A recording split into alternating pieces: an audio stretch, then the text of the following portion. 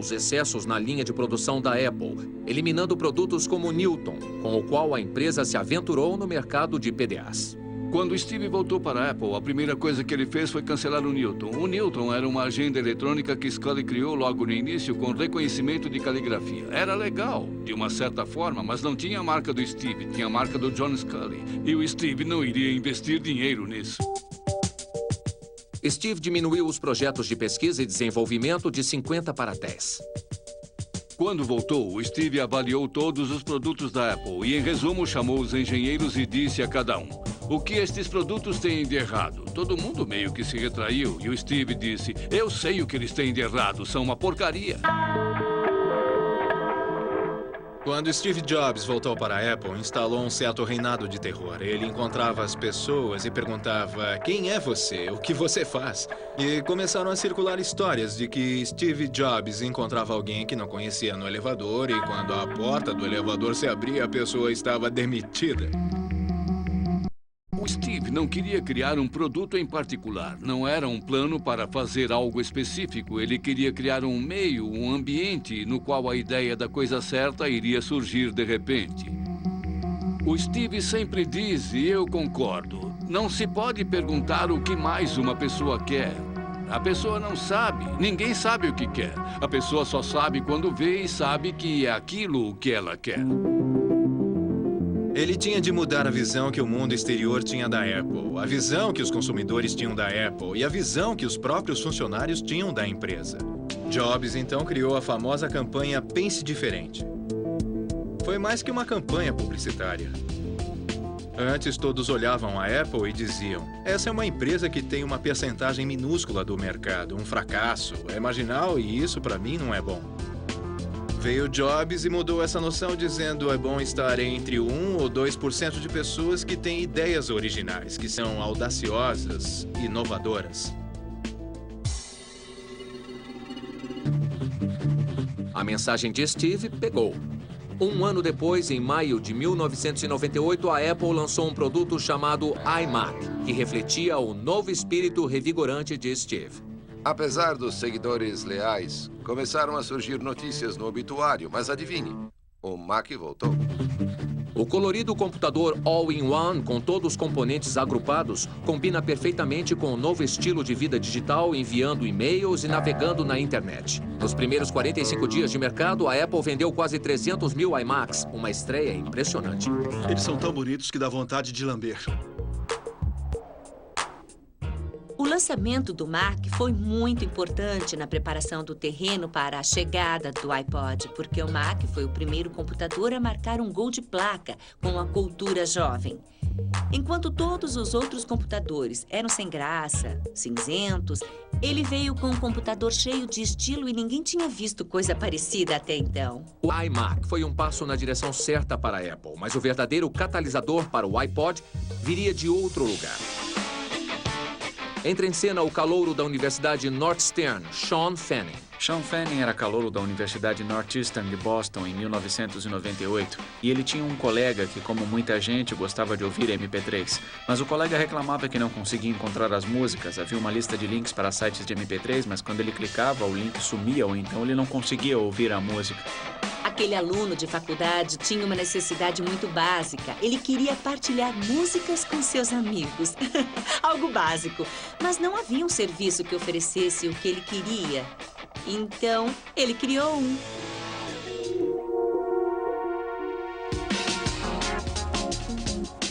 Meses depois, Sean lançou um software revolucionário que permitia aos usuários partilharem MP3 de graça pela internet. E batizou o programa com seu próprio apelido online, Napster. Quando Sean lançou o programa, foi para os seus amigos que passaram para os amigos deles e eles para os seus amigos. E aumentou de 50 pessoas para 1.000. Na semana seguinte, eram 2.000 e daí cresceu em ritmo logarítmico. Eu acho que no final de um mês já eram quase 10.000 usuários. Em um ano, a Napster saiu do quarto de Sean para mais de 60 milhões de usuários no mundo todo, tornando-se a empresa de crescimento mais rápido da história e a inimiga pública número 1 da indústria fonográfica. A As gravadoras ficaram aterrorizadas pela Napster. Elas passaram meses investigando antes de entrarem com o processo. Houve uma reunião de todos os chefões das gravadoras com Hillary Rosen. E ela disse, vamos fazer uma pequena demonstração. Havia vários executivos de gravadoras na sala. Eram as pessoas mais poderosas da indústria fonográfica. Nós literalmente ficamos ali 45 minutos, enquanto eles diziam nomes de músicas desconhecidas, de sucesso, de tudo que se pudesse imaginar. Como se fosse um jogo de encontre a música. E todas as músicas que eles sugeriram estavam disponíveis no Napster. E aquelas pessoas saíram da sala simplesmente estupefatas. Um juiz federal emitiu uma medida restritiva temporária contra a Napster, aguardando o julgamento de acusações da indústria fonográfica de que a empresa estaria violando as leis de direitos autorais, roubando as músicas dos artistas. E enquanto as gravadoras faziam de tudo para fechar a Napster, uma coisa ficou bem clara. A revolução da música digital havia começado. Na Apple, Steve Jobs viu uma oportunidade. Quando o Steve e seus executivos viram o que estava acontecendo na internet com a música, eles perceberam que estavam perdendo uma oportunidade. Havia fotos, havia filmes, mas foi só na segunda geração do iMac que ele se tornou algo em que se podia queimar um CD e ouvir música. O Steve sabia que a Napster era um sucesso enorme, sabia o que estava acontecendo. Ele estava procurando maneiras de mexer com canções, de mexer com música, mas ele queria que os usuários da Apple tivessem um produto que permitisse colocar o CD no Mac, gravar a música e tocar depois. A Apple encontrou uma empresa onde trabalhavam ex-empregados da própria Apple. Ela fabricava um produto chamado Sound Jam, que a Apple comprou e meses depois foi transformado no programa para o Mac chamado iTunes. Em janeiro de 2001, Steve Jobs subiu no palco da Macworld Expo, em São Francisco, para lançar o iTunes, o primeiro jukebox da Apple e seu primeiro passo no universo da música digital. Uma apresentação de Steve Jobs é como um show dos Rolling Stones. Obrigado pela presença de todos. A gente pode ter visto muitos, mas não quer perder nenhum. Na exposição de 2001, ele lançou o iTunes, o primeiro jukebox Macintosh. E ele realmente ampliou os limites do que um gerenciador de música podia fazer. Era mais bonito, era mais fácil de usar do que qualquer outra coisa, tanto do universo Macintosh quanto do universo do Windows. E ficou claro que a Apple havia entrado com tudo no jogo da música digital. Para nós, bem no fundo, o que interessa é a música. Para o Steve, a música era uma coisa natural, era uma síntese perfeita para a Apple, porque ele entendia que a música fazia parte do nosso DNA. O computador, sejamos honestos, é uma coisa do século XX. Digitar num teclado olhando uma tela não é uma coisa primal, intuitiva. A música é uma coisa primal. Ela já estava com o homem quando ele tocava tambor na selva, e era evidente que se ele fizesse tudo certo, poderia fazer o casamento do mundo digital com essa coisa primal, criando algo realmente importante. Essa mesma ideia, em breve, mudaria a Apple para sempre.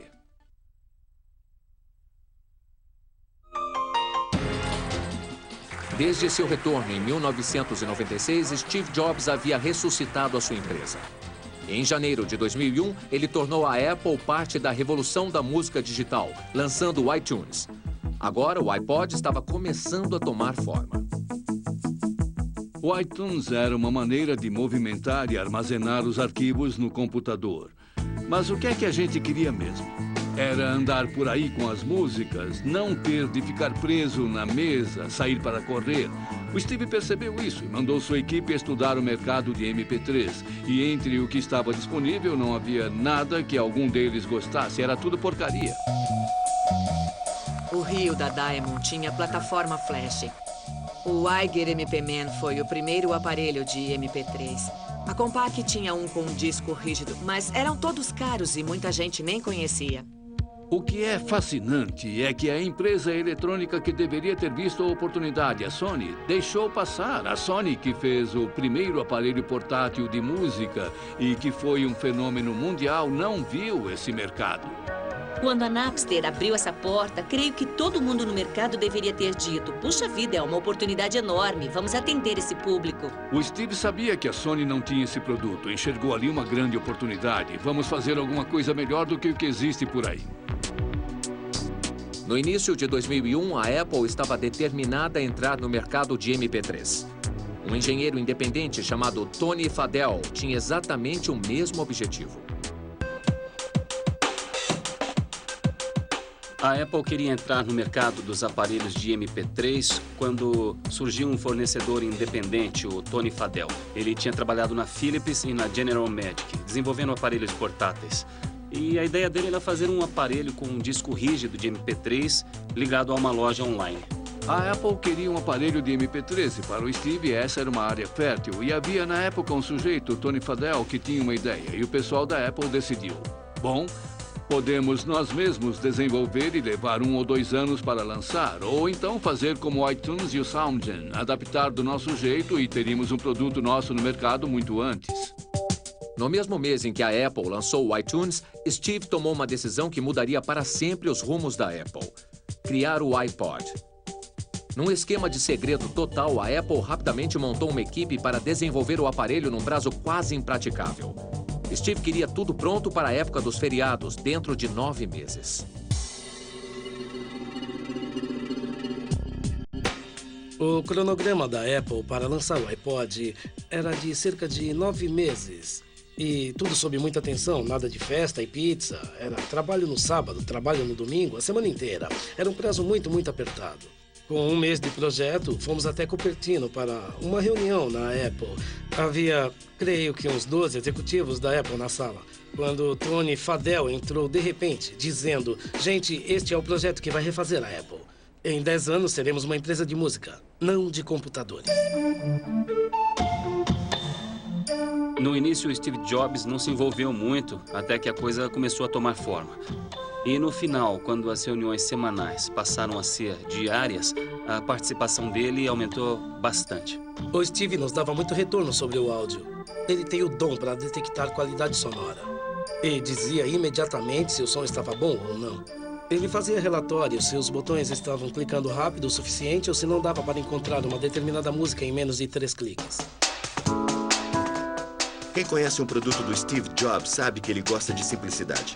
O primeiro Macintosh, por exemplo, não tinha teclas de cursor, embora todo computador tenha de ter teclas de cursor. Também, ele não queria que o iPod tivesse um botão para desligar. Ele queria o mínimo possível de botões.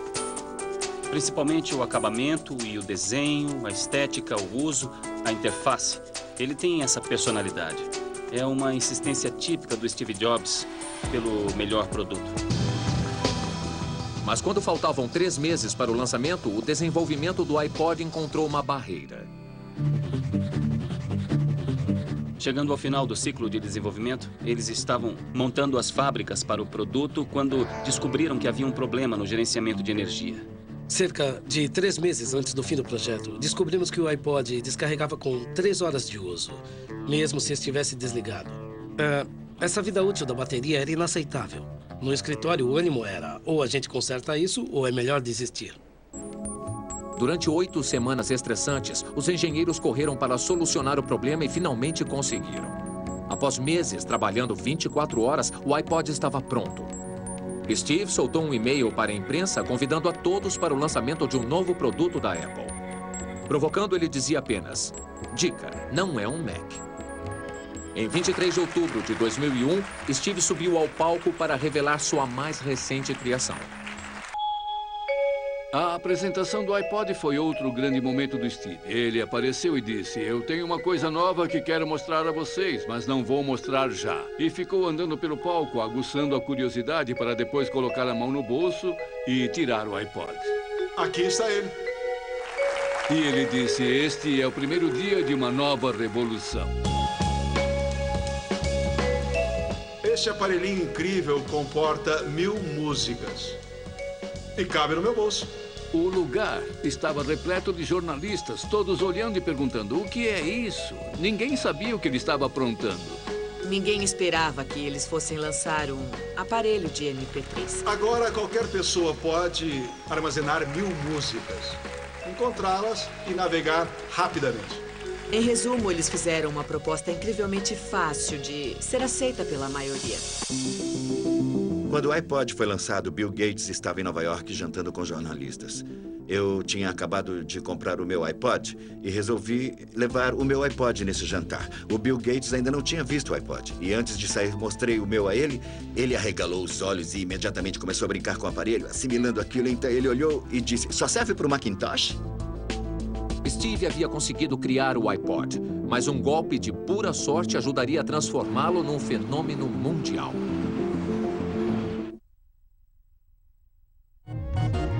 O iPod foi lançado em outubro de 2001 e a época não poderia ser pior para colocar um novo produto no mercado. Quando o iPod foi lançado, no momento menos propício, a Napster havia perdido o processo. Todos que partilhavam arquivos de MP3 ficaram abalados. Além disso, o 11 de setembro ocorreram um mês antes e o país inteiro estava em choque. A decadência das empresas de internet havia começado no início do ano e a economia do Vale do Silício estava se desintegrando. Não havia por que se animar com qualquer novo produto. Ainda era cedo para o mercado e ninguém sabia ao certo no que esse negócio de música digital iria dar. E a impressão era de que a Apple estava se arriscando bastante num mercado que até ali não era firme. Quando o iPod foi lançado, muita gente recebeu com ceticismo. O aparelho custava caro, $400. Servia só para Mac e as pessoas diziam que o preço era absurdo e que era melhor ter os discos referindo seus aparelhos de CD. Apesar das críticas iniciais, o iPod tinha algumas coisas funcionando a seu favor. Havia algumas diferenças que colocavam o iPod numa categoria à parte. Primeiro, a integração excelente com o iTunes. O que a Apple atingiu foi uma integração perfeita com o software, de uma maneira que ninguém mais conseguiu. O iPod, quando foi lançado, não era o melhor aparelho. Não tinha mais capacidade, não era o mais barato, mas ele era um objeto da moda. Era uma peça de joalheria, porque era lindo.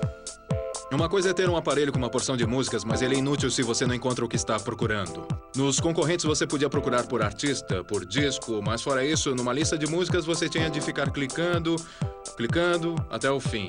Quando são 5.000 músicas ou mais, isso não funciona. Mas o iPod tinha rolagem.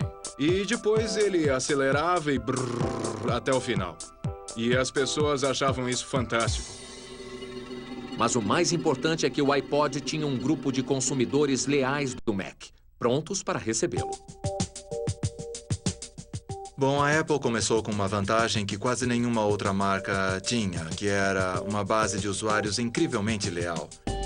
E quando foi lançado, o iPod foi recebido com entusiasmo por esse grupo. Era um ótimo motivo para catequizar os amigos e qualquer um que ouvisse sobre as vantagens da marca. Às vezes, produtos tech continuam nesse nicho e nunca saem desse universo. Desde o início, as pessoas que adotaram o iPod eram os defensores do Mac.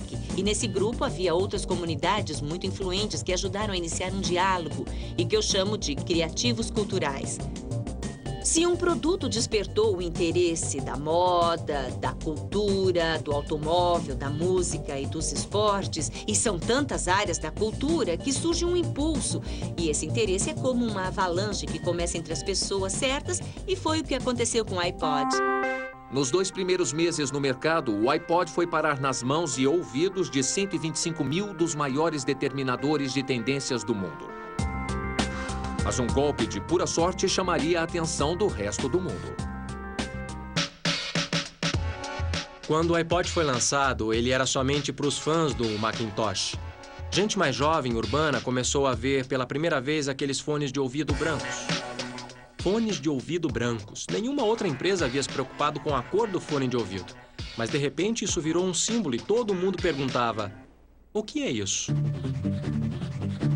Eles fizeram os fones brancos porque o aparelho era branco e foi para manter a uniformidade com a cor do aparelho. Mas acabou tendo um efeito de marketing fantástico, porque chamava atenção para um aparelho que normalmente fica escondido no bolso, na mochila, uma coisa que não se vê, mas que assim ficou muito evidente. Andando pela rua, você vê uma pessoa interessante com um acessório visível que você nunca viu antes e imagina, o que é isso? Por que ele está usando isso? E você então vê novamente e outra vez e percebe, todo mundo que eu vejo com esses fones brancos é uma pessoa interessante e você quer ter um. Você quer fazer parte daquela comunidade. A Apple percebeu que as pessoas interessantes estavam usando aquele fone branco e começou a usar isso na propaganda. E o fone branco se tornou um herói, uma peça de iconografia que mostra nós somos assim e quem tem um é como a gente. Com o iPod, a propaganda não vinha só do fabricante, mas, por exemplo, daquele DJ interessante que estava com o iPod dele numa festa, do designer de moda que fez uma linha de acessórios para o iPod, e com isso ele ganhou legitimidade. Percebendo a sua popularidade crescente, a mídia engrossou o couro e transformou o aparelhinho branco em manchete de primeira página. Artigos sobre as listas de músicas de celebridades e notícias na TV aumentaram ainda mais a loucura pelo iPod. As vendas dos aparelhos de música digital devem passar de 10 milhões este ano. Mas quem dita a tendência aqui em território nacional é o iPod, com o característico fone de ouvido branco. O Steve começou a perceber que a Apple não seria mais uma empresa de computadores, seria uma fabricante de mídia. Se não me engano, ele disse até que o iPod iria gerar mais de 50% da receita. Ele já sabia que aquele era o detalhe que iria comandar o todo. 1 ano e meio após o lançamento do produto, a tribo dos fones brancos já chegava a 1 milhão. Nascia o fenômeno do iPod. Mas o que Steve Jobs lançou em seguida mudaria para sempre a indústria musical. Enquanto as vendas do iPod continuavam aumentando, Steve Jobs voltou sua atenção para a venda de música digital. Com a gigante do MP3 Napster agora fora de cena, a indústria fonográfica queria encontrar um meio de vender suas músicas online. Depois que a Napster foi processada e deixou de existir, as gravadoras ficaram na defensiva, o público queria música digital e a indústria fonográfica dizia não, não, não. Nunca foram divulgadas estatísticas exclusivamente das perdas para a Napster, mas num período de cerca de 3 anos, as vendas da indústria caíram de quase 15 bilhões e meio de dólares por ano para 12 bilhões e meio. E num mundo em que todos dizem que os negócios deveriam estar se expandindo graças às oportunidades da tecnologia digital, foi uma época muito ruim. E num mundo em que as pessoas estavam acostumadas a conseguir música digital de graça, não seria fácil fazer com que o consumidor pagasse. Ninguém sabia ao certo qual modelo de distribuição iria funcionar. Se seria vendendo downloads, discos ou assinaturas. Os poucos negócios que começaram com assinaturas não estavam indo muito bem. Enquanto as gravadoras e outras empresas de tecnologia começavam as conversações para lançar suas próprias iniciativas, Steve tinha outro plano. Uma loja de música online onde milhões de músicas de todas as gravadoras estariam à venda. O usuário compraria a música e faria a transferência para o iPod. Creio que o Steve entendeu como ninguém que as pessoas queriam suas próprias músicas. A música era sua. Você comprava um CD e ele era seu. A grande ideia das gravadoras era que você faria uma assinatura e, enquanto pagasse, poderia ouvir a música. Mas se parasse de pagar, ficaria sem ela. De fato, você estaria alugando música. Steve disse a eles desde o começo que essa era uma ideia péssima. Na verdade, as gravadoras não tinham nenhum interesse em fazer negócio com a Apple. E para entender por quê, é preciso lembrar do relacionamento entre as gravadoras e a MTV, umas 2 décadas antes. A MTV, quando começou, era uma empresa pequena que só podia mostrar clipes musicais. Mas o que acabou acontecendo foi que 2 décadas depois, a MTV era praticamente quem dava as cartas na indústria fonográfica. E o que eles pensaram quando a Apple surgiu foi: por que criar essa superpotência fora de nossas fronteiras? Isso não queremos. Mas as gravadoras logo perceberam que não era fácil dizer não para um homem como Steve Jobs.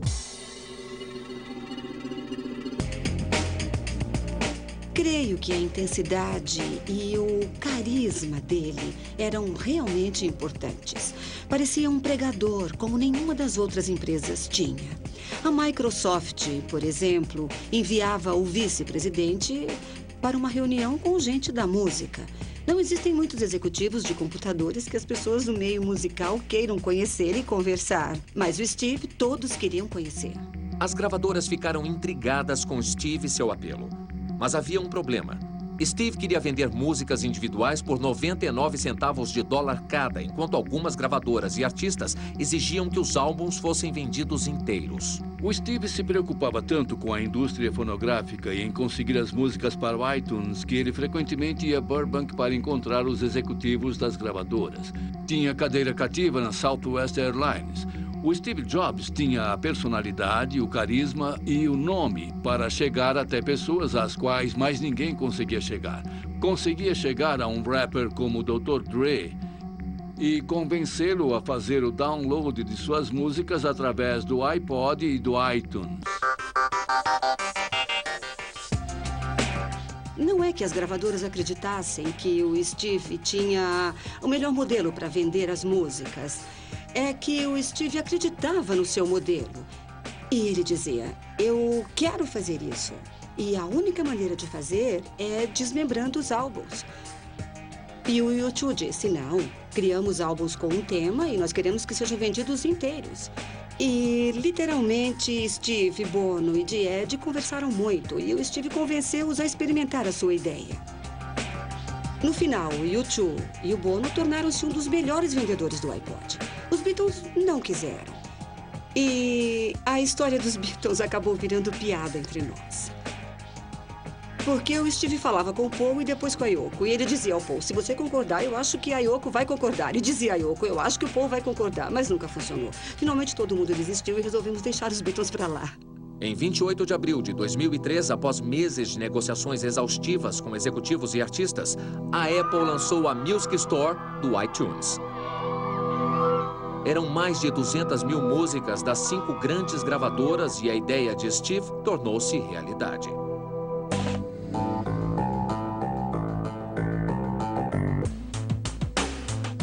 O Steve fez disso uma cruzada pessoal.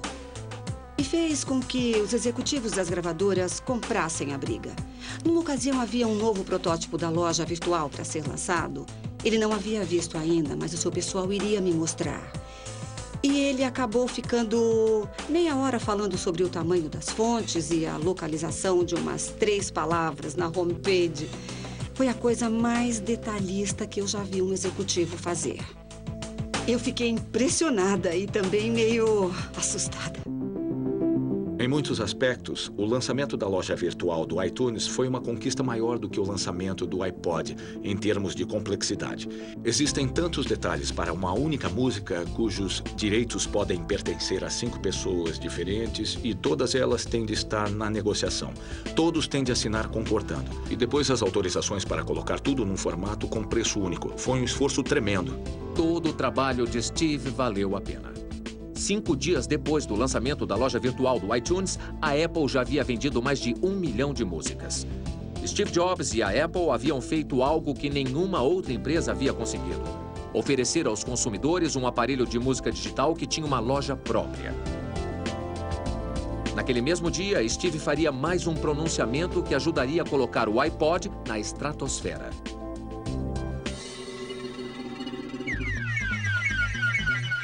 Em 28 de abril de 2003, no mesmo dia em que Steve lançou a loja virtual do iTunes, anunciou também o iPod de 3ª geração.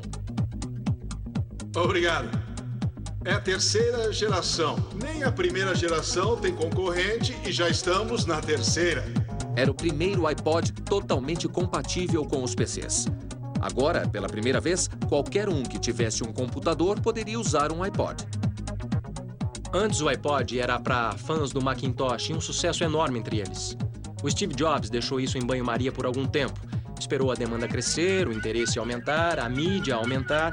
Mas quando a Apple lançou o compatível com o Windows, permitindo o acesso a centenas de milhões de pessoas, o iPod foi uma loucura.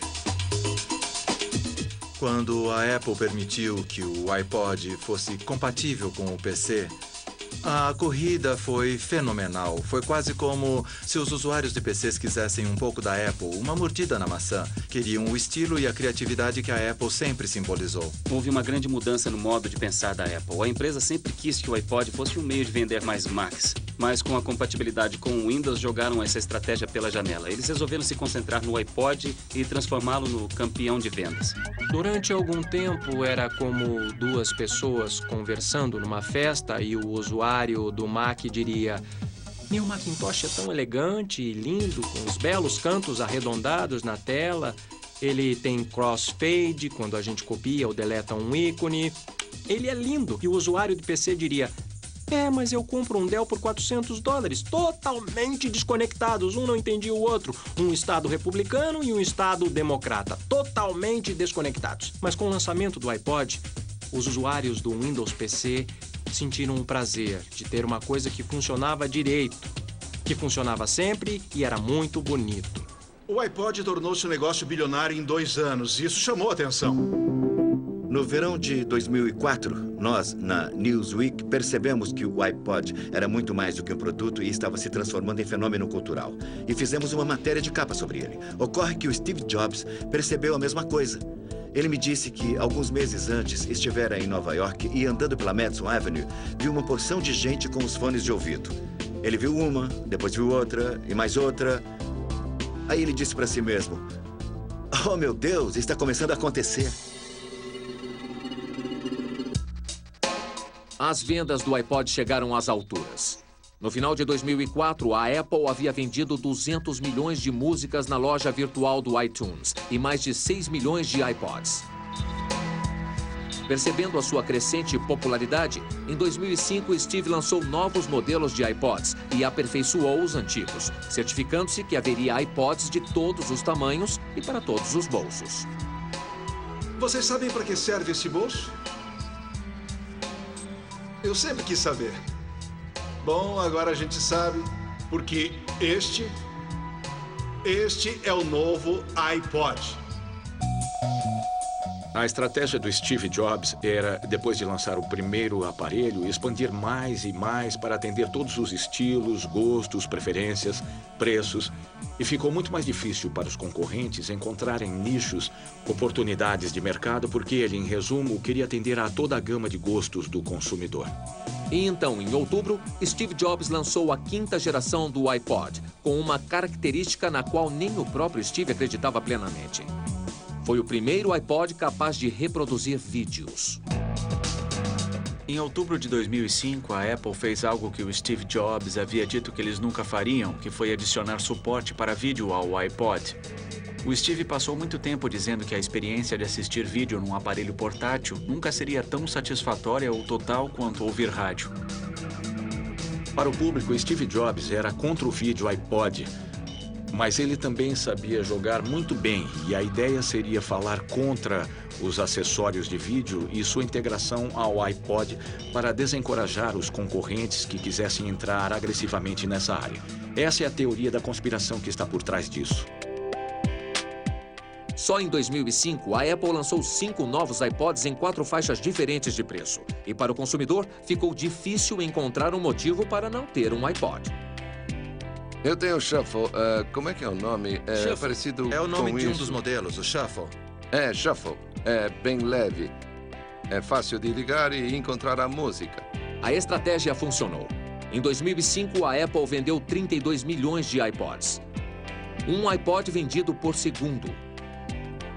A empresa quadruplicou as vendas dos 3 anos anteriores e solidificou sua posição com 75% do mercado de aparelhos de MP3 dos Estados Unidos. Mas mais impressionante que o número de iPods vendidos foi como o pequeno aparelho modelou a cultura americana.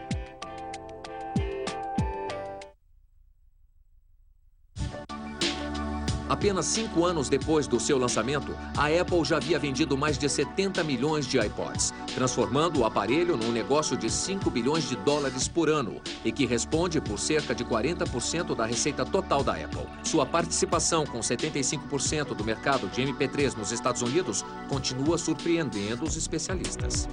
A Apple já mantém sua participação de 75% do mercado há 5 anos. Em qualquer outro negócio, 30% do mercado é uma fatia enorme. 75% é absolutamente inusitado. E o motivo é que a Apple se manteve à frente da concorrência. Ela lançou produtos simplesmente inigualáveis no mercado. Em setembro de 2006, a loja virtual do iTunes havia vendido 1,5 bilhão de músicas. E hoje, vende mais de 3 milhões de músicas por dia, tornando a Apple a 5ª maior distribuidora do mercado musical americano. Maior ainda que empresas tradicionais como a Tower Records e Sam Goody. O download digital ainda responde por uma fração do mercado de CD, sejamos francos. Eles não irão passar à frente do Walmart no futuro próximo, porque ainda se vende muito mais CD. Mas o fato de simplesmente estarem nas estatísticas já é absolutamente impressionante. Se 5 anos atrás eu dissesse, daqui a 5 anos a Apple vai ser a 5ª maior distribuidora de música, você iria provavelmente achar que eu estava louco. E uma semana depois de anunciar que o iTunes passaria a vender longa-metragens, a Apple vendeu mais de 125 mil filmes, deixando claro que a empresa está pronta para dominar também o mercado de filmes digitais. Mas todo o sucesso do iPod é alimentado por uma coisa: o amor que as pessoas têm pelo aparelhinho. Ao contrário de qualquer outro aparelho antes dele, a paixão que as pessoas têm pelo seu iPod é sem paralelo. O fato de que 80% dos funcionários da Microsoft que têm aparelhos portáteis de som têm iPods, em vez dos que funcionam com software da Microsoft, é um sinal revelador. O iPod passou a ter um status cult. É uma coisa de que as pessoas gostam mesmo. Mesmo que existam similares competitivos, os consumidores querem iPods. Eles não querem outra marca. Os usuários de hoje demonstram seu amor pelo iPod de várias maneiras. Alguns estão criando até comerciais domésticos, como este, feito por um proprietário de iPod da Califórnia.